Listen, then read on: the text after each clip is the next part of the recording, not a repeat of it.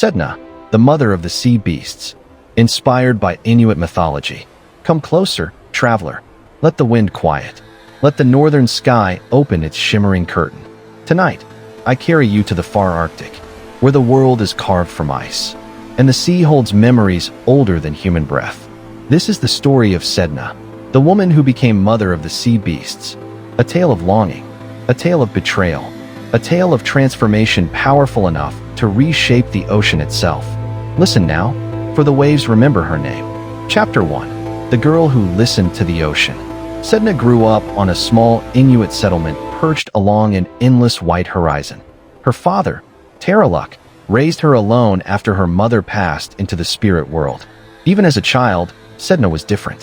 While the other children chased each other across the snow, laughing and shouting, Sedna would slip away to the shoreline. She sat on the frozen rocks, legs tucked beneath her, staring into the shifting blue-gray water. She whispered one evening, her voice dreamy and far away. "I hear them, Father. The seals, the whales, the tides themselves." Taraluk looked at her with a mixture of pride and fear. "You have your mother's gift, Sedna. But remember, the sea has many voices. Not all are kind." But Sedna only smiled softly at the water, as though it were an old friend. Years passed, and Sedna blossomed into a striking young woman, tall, dark-haired, with eyes that flickered like embers beneath moonlit snow. Suitors came frequently, hunters and warriors alike. But Sedna gently refused them all. "No," she would say, running her fingers gently across the icy surface of the water. "My heart is not meant for men of the land." People whispered behind her back. "Strange girl, too proud, always talking to the sea." But the ocean listened to her, and that was enough. Chapter 2. The Stranger in Raven Feathers. One winter night, when the aurora shimmered like a river of spirits overhead, Sedna heard the crunch of snow behind her. A man approached, tall, draped in glossy black raven feathers that glinted in the pale moonlight. His face was sharp, striking, his smile smooth as ice. He bowed slightly. "My name is Kowjak. I come from an island far across the sea." His voice was rich, confident, almost musical. Kowjak said warmly, "Sedna, I have heard tales of your beauty. I offer you a life of comfort, warm furs, plentiful food, a home with no hunger." Sedna felt a shiver coil through her, a strange unease flickering beneath his charming tone. But Taraluk, tired of watching his daughter refuse every man, stepped forward hopefully. "Sedna, he seems strong, capable. This could be your chance." After a long silence, Sedna nodded, slowly, reluctantly. "If this brings you peace, Father, I will go." Kowjak led her to his small kayak, and together they crossed the waves.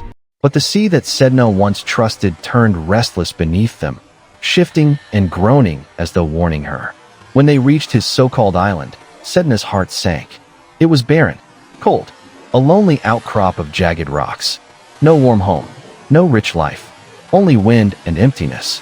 Kowjak turned toward her and changed. His cloak burst outward like wings. His face lengthened into a sharp black beak. His voice cracked into a shrill, cold shriek. "You belong to me now, Sedna." The gentle suitor was gone. In his place stood a powerful raven spirit, dark, hungry, and cruel. Sedna cried out, her voice trembling with terror. "You deceived me. You lied." The raven spirit laughed harshly. "You will serve me here. This is your fate." Her tears froze as soon as they left her face, and the sea far below seemed to tremble with sadness. Chapter 3. A Rescue Twisted by Fear. Back in the village, Taraluk felt an unease gnawing at him. The wind carried strange whispers. "Sedna, danger. Raven." He could not ignore them. He took his kayak and paddled through bitter winds and towering waves until he reached the Raven's Island.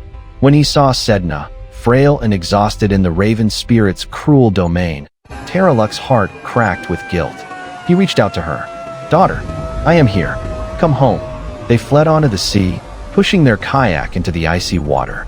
Sedna looked back only once, seeing the dark silhouette of the Raven Spirit rising like a storm behind them. The Raven screamed in fury, a sound sharp enough to split the sky. Storm clouds surged. Waves roared to life. The sea bucked and twisted beneath them. Taraluk fought to keep the kayak steady, but the storm grew monstrous. "Father," Sedna cried out, terror shaking her voice. Hold on. A wave the size of a mountain rose behind them, swallowing the sun. In a moment of panic, raw, selfish, human panic, Terraluk looked into his daughter's eyes and saw the truth. The storm wanted her, not him. His breath trembled.